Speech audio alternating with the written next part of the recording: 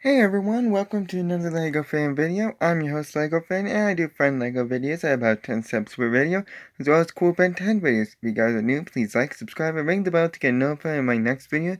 With that out of the way, let's get started. So, I am currently going through Season 2 of Ben 10. Last time I covered 12 characters that have appeared in Season 2 of Ben 10 Alien Force. Today I will cover another 12. If you guys are new to this format, I have a whole bunch of characters here. You have 10 seconds to guess which character said that line, as well as what their name is if they don't reveal it or if I don't pause it in time. And with that out of the way, I'm gonna get started on this nice little quiz. The first character up has his first line of this. This will only take a second. Wait. I say a second, because I think maybe more like an hour. Of these characters that we have here, which one said that line? 10 seconds, good luck.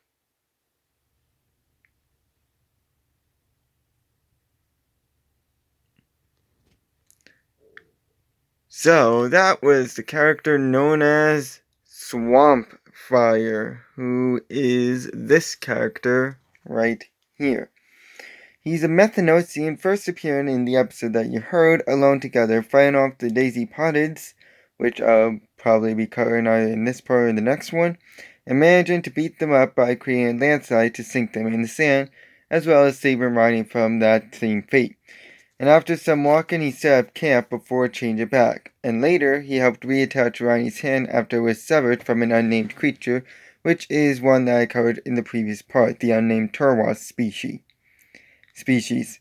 Then, in Good Copy, Bad Copy, he appeared briefly to battle Albedo as Humongousaur, managed to win against him, but Albedo switched to Big Chill, and he was forced to change to Brainstorm. Then, in Undercover, he lifted a teleporter that Kevin made and tossed it outside before it self-destructed.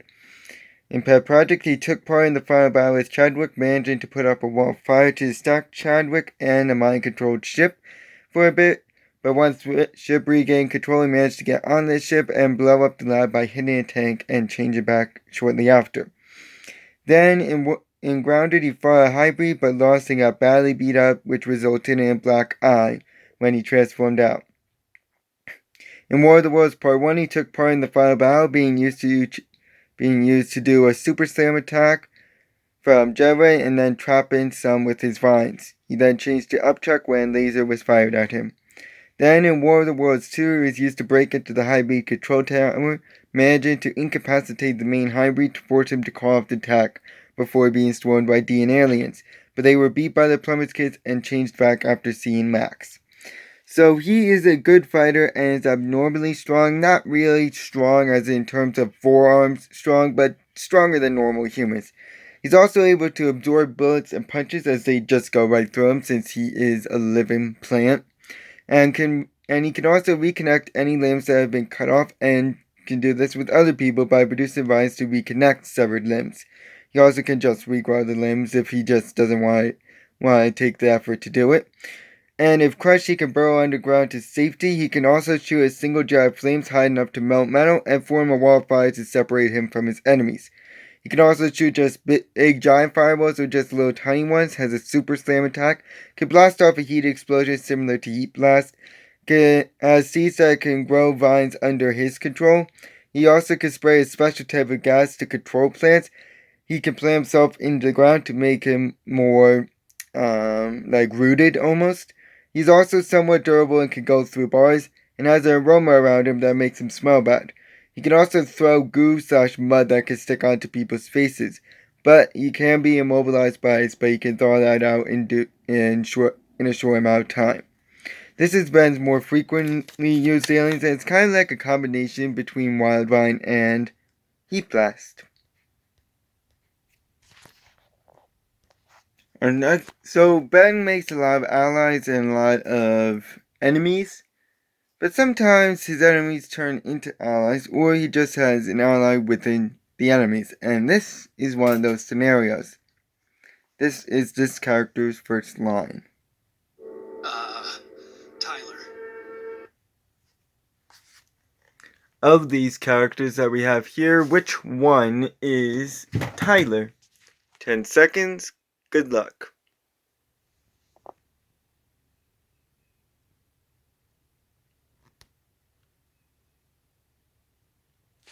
So, Tyler is a DN alien and is this character right here.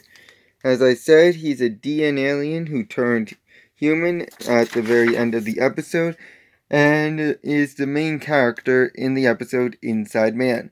He disguised himself as this character to drive the oscillator key to Los Soledad with no stops, but along the way, he managed to break free of the Xenocyte control and crash the truck. And after reporting the flashbacks that he kept having throughout the episode to the police, he was locked up and attacked by some DN aliens. But he broke free and joined Ben and the gang for the rest of the episode. And then at the very end of the episode, he was reverted back to a human and recovered all of his memories. So he's a good truck driver and a great bass player and is very strong both mentally and physically.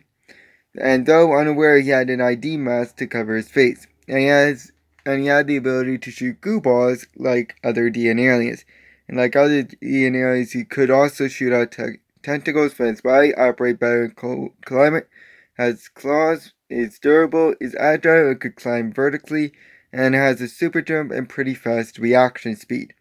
But he suffers from amnesia throughout the episode and gets bad headaches when memories come back to him. He also suffers from the same weaknesses as DN aliens, like not standing extreme heat like fire, being restrained by mana and energy cuffs. Lightning can make the ID mask faulty, cannot stand sonic sounds, his energy can be drained, and can be forced back by his own goo. Our last of the Turwas is up next, and that is the Daisy Pottage. I have no idea how to pronounce it. I'm probably pronouncing it wrong, but which one of these characters here is the Daisy Pottage? 10 seconds, good luck.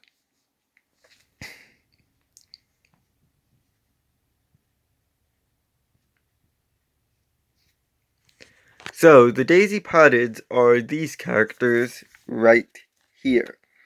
That is their species name. They don't actually speak, and appeared briefly and alone together where they wanted to attack Ronnie and Bed while they were walking through Turwas, coming out of the sand to swarm them. But they managed to get away, and Swamp Fire triggered the landslide in order to drown them in sand. So they attack in groups, prefer to swarm their prey with an army of numbers. Trust me, if you're a bug fan, do not watch that scene. They also burrow in the sand and climb up vertically up their prey. They're kind of like alien spiders. So picture them as a mixture of alien spiders and ants. Yeah, give you the heebie-jeebies, doesn't it? But they can be easily crushed and are weak to fire. Thank God. The next one up is this character here. Nice shot. You're just as strong as I'd heard. Of these characters, which 4 said that line? 10 seconds. Good luck.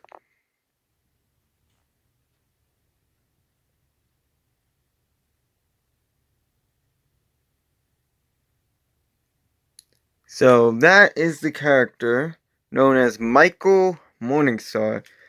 This is him in his beautiful form, handsome and everything. You got him in his zombie form, or Darkstar form. We got him in his golden form. And then, where's the last one? Sorry, I should probably keep tabs if I'm going to continue doing this. Oh, then we got him in his Darkstar outfit. So, he's kind of one of those characters that people shouldn't trust, but somehow still do trust him. He's a mutant human first appearing in Darkstar Rising, orchestrating a whole scheme to get revenge on Ben and the crew for turning him into a zombie. Now calling himself Darkstar, he tipped off Magister Galil about Ben and the crew working as plumbers illegally. Then he broke into a hybrid ship and beat one of them up in order to make him attack Kevin and Gwen. Once all that was done, he trapped all of those people, so Gwen, Kevin, Ben, Galil, and the hybrid, all in a cage and planned on feeding off of them for all of eternity. But he failed and in the end was put in energy cuffs and teleported away with Galil. Between that and War of the Worlds episode, apparently he was stuck in the Null Void and was recruited to join the final fight in exchange for being freed from the Null Void. And after he agreed, he helped out and during the fight attempted to drain some of the DNA alien's energies, but was stopped by Ben. Then in War of the Worlds Part 2, he took part in the final battle, continued to fight and stuff, but during all the chaos, he managed to escape in order to fight another day. And yes, he does make recurring appearances. So he can fly and absorb mana, which turns the people into zombies. And he get more powerful, the more he feeds on them. I should probably delete that. And the more he feeds on them, the stronger he gets. They also become more obsessed with him the more he feeds on them. He's also a good flirter and is very rich. He also has access to plumber bases, gear, and monitoring center, including knowledge on plumber tech. He also is very smart and can blast his mana outward, which becomes stronger the more he feeds. He can also transfer energy to other people and has a golden form, making his attack strong enough to rip off Kevin's transformation and be very fast. He's also very durable and is a good fighter, as well as super strong, able to beat a hybrid. He also has armor, is agile, is incredibly smart, and has knowledge on DNA aliens and the hybrid. He also owns a secret base, which is a castle on the waterfront, complete with its own high-tech gear and holding cell. But he does leave a golden trail, and his main weakness is that he is, as I'm going to put it, an arrogant narcissist who's obsessed with his looks. That's pretty much the only way you're going to get to him, because he just wants to look beautiful and keep looking beautiful. He also can be caught off guard, and while he can absorb mana, he can't do it forever. I mentioned these characters briefly in the previous video, and now we'll actually get to them. This is their first line. What do you mean this isn't Alpha Proxima? And it's not 1952? Yes, Tim, I see you. It's the 20... Rip. Of these characters, which two said that line, or lines? 10 seconds, good luck.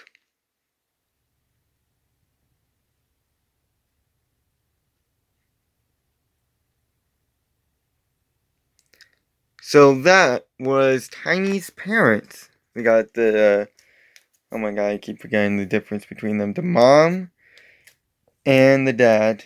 I don't think there's really a obvious difference between the two, but that's the parents. And they first appeared in On Earth, appeared at the end after being released from Cryo, thanks to Ben and the gang. And initially they were confused about when they were and where they were, but it turns out that they were traveling to Alpha Proxima for a nice little vacation and decided to put the ship in autopilot and put themselves and their baby, Tiny, into cryo sleep.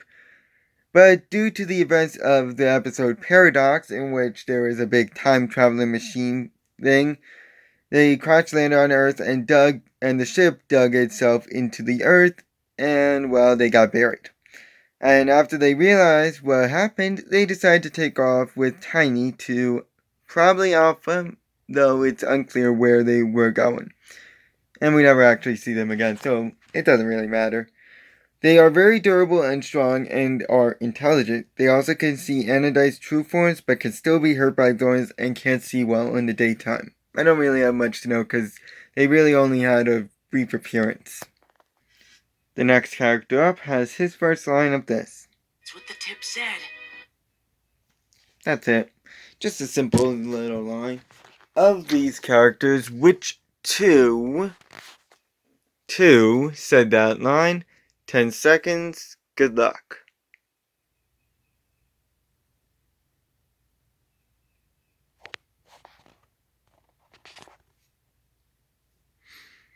So that was the main character himself, Ben 10, with his nice little jacket on and his jacket off. So it's time to go over all this. A human first appearing in the episode Dark Star Rising, appearing in all other episodes, of course. So, let's go through this. He has the Omnitrix, which grants him the power of any alien he chooses or it chooses, and it can power up if he's ever in danger with no recharge. He can also scan DNA to add to the aliens and repair any sort of DNA malfunctions onto other people or on himself. He can also quick transform between different aliens, often called Master Control. He also could change in and out of alien forms with no need to wait till it times out, and revive any extinct species, according to Azimuth at least. And he also has been shown to figure out clues and is very resourceful, so he's intelligent. He has knowledge on various creatures based on their skeletal structure. He can swim, he's a football fan, he's a great leader, and possesses a hoverboard and knows how to ride it. He also is agile, is fast, is a great rock climber, can pilot a spaceship, can operate a laser gun, can play soccer really well, specifically goalie, and he can ride a bike. He's also able to remove the Omnitrix through some unknown means and knows how the Rust Bugger works and any of its subsequent versions. There are 3 different versions of it if you're curious. 4 if you're including the future one. He's a decent fighter and has good balance, is the voice of reason within Alien X, and is a plumber. He gains any weaknesses that Alien has and retains any damage that the alien has took. He's also pretty much useless when it's timed out, is often desperate for rewards and that can get in his way. He's gullible, he can be taken by surprise, he cares about his family, which you can either write off as a strength or a weakness. He has coulrophobia, which is the fear of clowns. Yes, he still has that fear. He's also grossed out by Grandpa Max's cooking, easily trapped under debris, weak to electricity like all other aliens, can be hypnotized, is not strong, has an ego, is prone to jealousy at points, is not familiar with how the Omnitrix works and tends to over-rely on it. He also can be single-minded, and the Omnitrix has a tendency to self-destruct sometimes. He also can be selfish. The Omnitrix is weak to magic. He can do stupid things when in love, mostly shown when Julie is around. Rise sometimes against Kevin, quick to judge, and makes him blind to the truth. If he does a quick transform, it will wipe him out, as well as if he does any DNA repair thing. And while he can't restore people from DNA aliens, it can tire the Omnitrix. Next character up has this first line. Your Omnitrix will lose power. Yield! Yield! Yield! Gotta regret that last one. Anyways, which character, 1, said that line? 10 seconds. Good luck.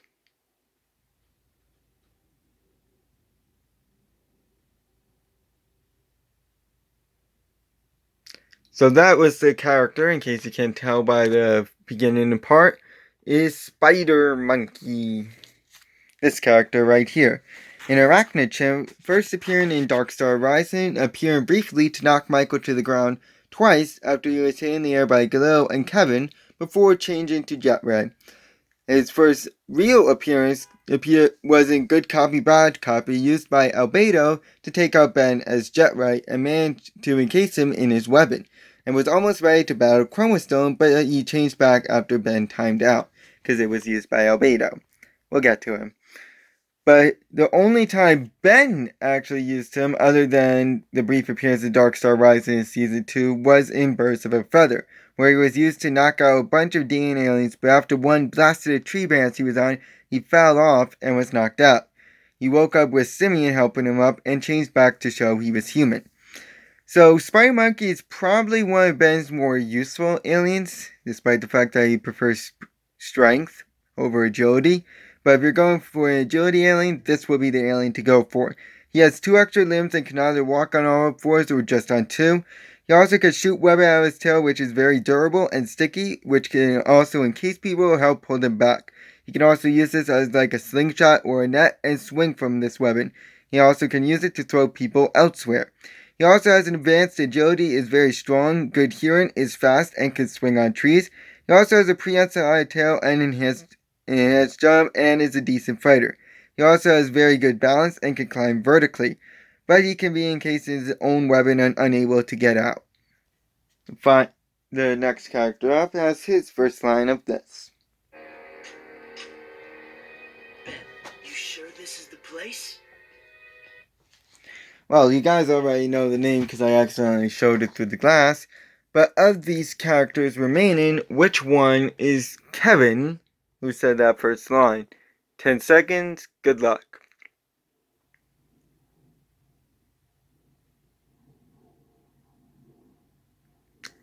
Let me just tell you that I'm happy that all 3 of the main characters are done. I still got one, there's still one major character left for villain-wise, but this is the last of the major characters. And Osmosian, first appearing in Dark Star Rising and appearing in all other episodes. So he knows a lot about alien tech and how it operates, as well as aliens themselves. He also is a plumber, has knowledge on how they operate, is a football fan, and familiar with the alien black market on Earth.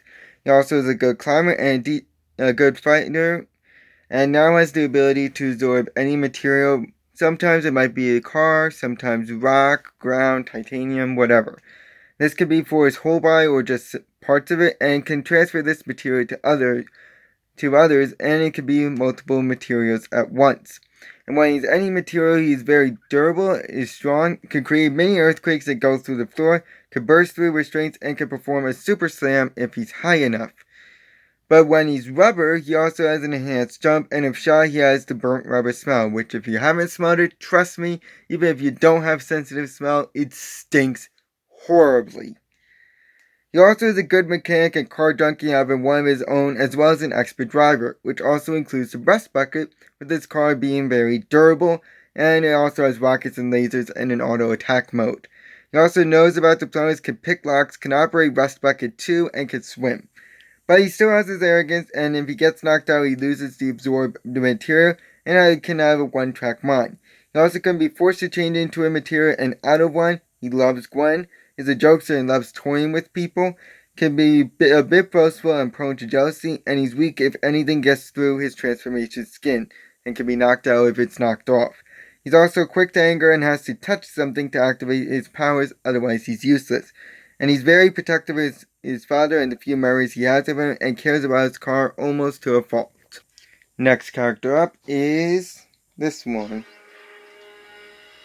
Where is Ben Tennyson? Dun dun dun. Of these, which 2 said that line? 10 seconds, good luck.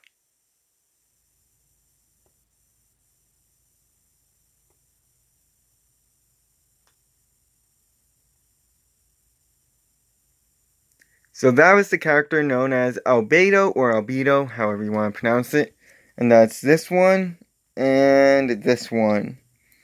You were probably wondering why I ignored that Ben 10 up there. He's a Galvan, first appearing in Good Copy, Bad Copy, hunted down and killing hives of DNA aliens and castles full of Forever Knights in order to gain information as to where Ben was so he could return to his Galvan form. And when they finally met up, they had a fight and he fled to a computer warehouse. There they had one last fight till the Omnitrixes meet. Causing Azimuth to intervene, he removed Albedo's Omnitrix core and sent him to prison where he vowed revenge. So he has an Omnitrix giving him the aliens of Humongousaur, Jetray, Big Chill, Spider Monkey, Goop, and Echo Echo. And being a Galvan, he also has enhanced intelligence, and has knowledge on the Omnitrix and how it works since he built his own. But he inherited Ben's love of chili fries and craves them despite hating them with a passion. And he often is very arrogant and underestimates his opponents. Next character up is this one. Are you alright? Of these, which 1 said that line? 10 seconds, good luck.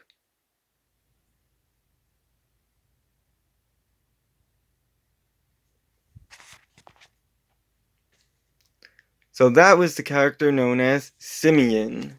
This one, right here. An Arachnochimp first appearing in Birds of a Feather, initially saying that he is a prince trying to regain the throne, and prove that he was worthy by stealing the crystal from a moon base. In actuality, he was working with the hybrid in order to sabotage Earth's communications so that way Earth cannot cry for help when the hybrid actually do invade. And Ben went along with it up until the end where he had a fight with Simeon, but Simeon got away, but not with the crystal, and it was thus seen being captured by the hybrid. He's incredibly fast and agile and is one of the best fighters in the show.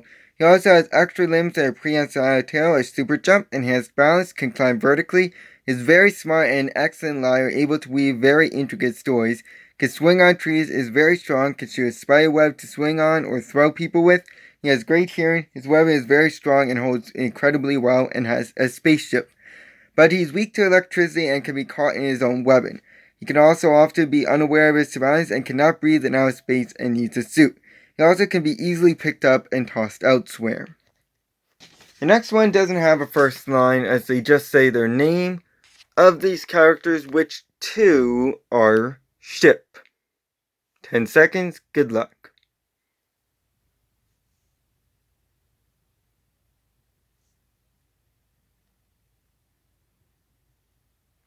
So Ship is a galvanic mechamorph who first appeared in Pet Project. These two are Ship. Initially, he just ran around and occasionally returned to Julie, showing her new tricks that he picked up. But he snuck onto Kevin before running out again. He snuck onto Kevin's car after Julie ran away, and he got captured by Sir Mori to be used to create an army of ships to destroy the Dragon homeworld, as Ship was mind-controlled, and once freed, he managed to take the group to safety. Then in War of the Worlds Part 1, he changed into his Antirian obliterated form to aid Julie in the final fight when she called him. Together, they helped Ben and the crew take out the DNA aliens in the Hybrid, and he was used in War of the Worlds Part 2 to fly over to the Hybrid Supreme building, crashing into the building and hiding somewhere. And he was later used to fly Julie home. So he has the same abilities as Galvanic Mechamorphs, merging with tech either enhancing or destroying it, and usually can toss things that are part of him, though sometimes that's done unintentionally. He can form spikes or tentacles to deter people, is elastic and can turn to goo, is immune to bullets, can survive in space, and regenerate any lost limbs. He also has an enhanced jump and can upgrade a part of something in order to hide himself. He also is very smart and has an Omnitrix Polymer badge tracker no matter what form he takes. He's also very fast, is super fast in vehicles, is very durable, is strong, and can morph his body into other objects with any tech it found, such as a submarine or a toaster. He can also trust Julie and acts like a dog, and can change into this form, the Antirian Obliterator form, which can be piloted manually, or by Ship himself. This can fire laser blasts as a machine gun, or just a single blast, and is strong enough to break mana. He can also fly and has an extinguisher, is very durable, and can fire rockets. But it has the same weaknesses as any other mechamorph, being able to be electrocuted, is vulnerable to magic, and a limit to his flexibility. He also cannot speak English and is gullible. Our next one up also doesn't have a first line, and I don't include the time when they actually say their name. So which one is way big? 10 seconds, good luck.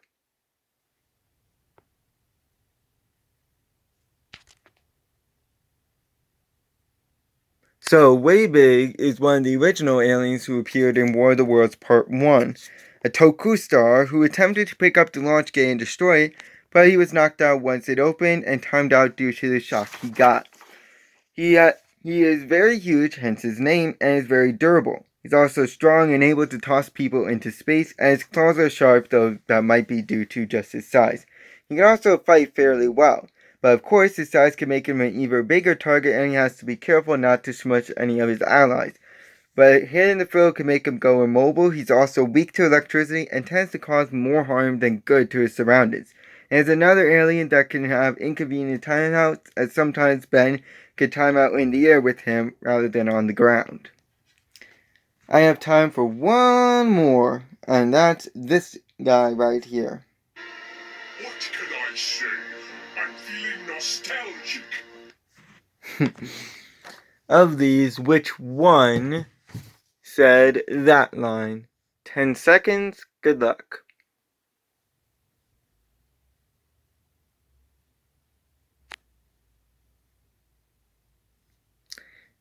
So that is Cannonbolt.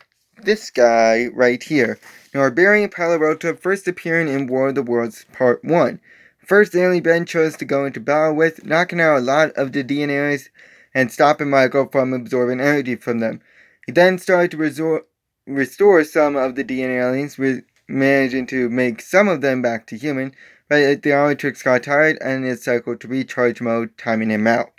So he can roll himself into an indestructible ball, deflecting almost any attack that is thrown upon it. He also has enhanced speed when in this form and can burrow underground. He can also grab items in ball form, is very bouncy, can go underground, is somewhat strong, and can hold people in his ball form. But he is very top heavy and could be bounced back with enough force and forced into the ground with enough durability. He's also weak outside his ball form, and he's not indestructible in his ball form, though he is very durable. With a special type of knife, he can also be uncurled, leaving him vulnerable for attack, and can be hard to control at times, and can get stuck due to his big size. Thank you guys for watching, and I'll see you with another part of Ben 10.